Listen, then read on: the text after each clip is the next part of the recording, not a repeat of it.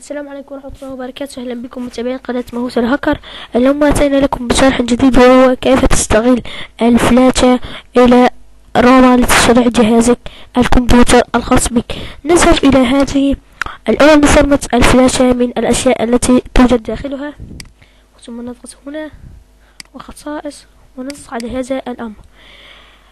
نضغط على استخدام هذا الجهاز، وإذا كانت باللغة الإنجليزية نضغط على آخر اختيار.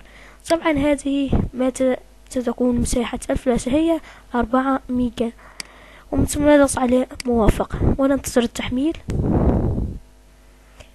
هذه طريقة مميزة جدا. طبعا هذه الفلاشة 16 جيجا، خدت منها 4 جيجا.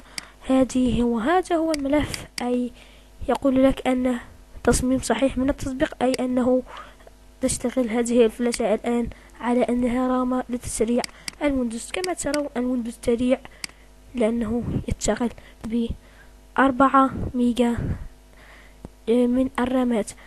الآن أتينا إلى نهاية الفيديو. لا تنسوا الاشتراك بقناتكم المفضلة قناة مهووس الهاكر، والسلام عليكم ورحمة الله وبركاته. ولا تنسوا ضغط لايك للفيديو.